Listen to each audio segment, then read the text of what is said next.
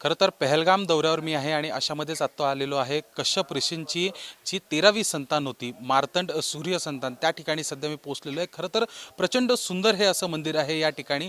पण मात्र गेल्या वर्षी जो भ्याड हल्ला पहलगामच्या इथे झाला होता त्याच्यामुळे मंदिर पाहण्यासाठी देखील जे भक्त येत असतात त्यांच्यामध्ये देखील मोठी घट झालेली आहे आणि या ठिकाणी इतकं सुंदर हे मंदिर आहे हे पाहण्यासाठी कुठेतरी देशभरातून नागरिक जे ते येत असतात।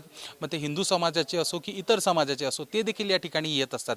अशामध्येच अधिकची माहिती याबद्दल देण्यासाठी स्वतः मंदिराचे जे प्रधान आहेत ते आपल्यासोबत बोलण्यासाठी आहेत। सर जी आपका बहुत बहुत स्वागत है जय महाराष्ट्र न्यूज़ में। पिछले साल हमला हुआ था, हमले के बाद बहुत फ़र्क और इम्पैक्ट गिरा है। ये मंदिर के यहाँ पे दर्शन के लिए सब भारतवासी आते थे, वो भी अभी कम हो गए। इसको आप कैसे देखते हैं और क्या इफ़ेक्ट पिछले साल से ये साल में आपको दिख रहा है? पिछले साल तो अप्रैल में 1 अप्रैल से बहुत रश था। मतलब जो अप्रैल का महीना था 22 तारीख 21 तारीख तक तो बहुत रश था। जो हम भी हैरान है आजकल कि मतलब इस साल उतना रश नहीं पड़ा। और जो 22 अप्रैल 1925 में जो त्रासदी हुई उससे साफ फिर बहुत फर्क पड़ा।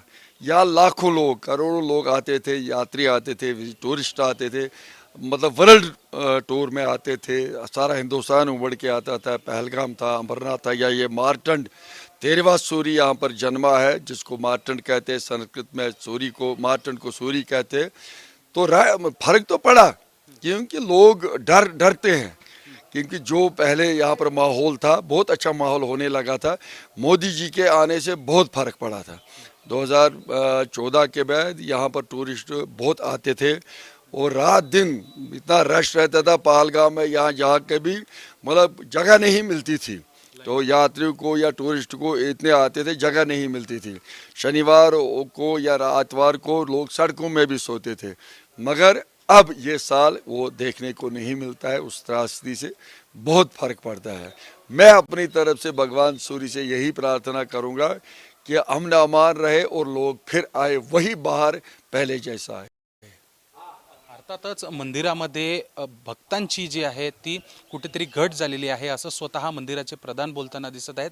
आणि खरं तर त्यांनी ही भावना देखील व्यक्त केलेली आहे की पुन्हा एकदा तसेच जुने दिवस यावेत की ज्यावेळेस भरपूर मोठ्या संख्येने या ठिकाणी पर्यटक भक्त म्हणून या सूर्यदेवाचा आशीर्वाद घेण्यासाठी यायचेत, या मंदिरामध्ये यायचेत। व्हिडिओ जर्नलिस्ट मनोज सोलंकी सोबत मी शुभम उमाळे, जय महाराष्ट्र न्यूज़, पहलगाम।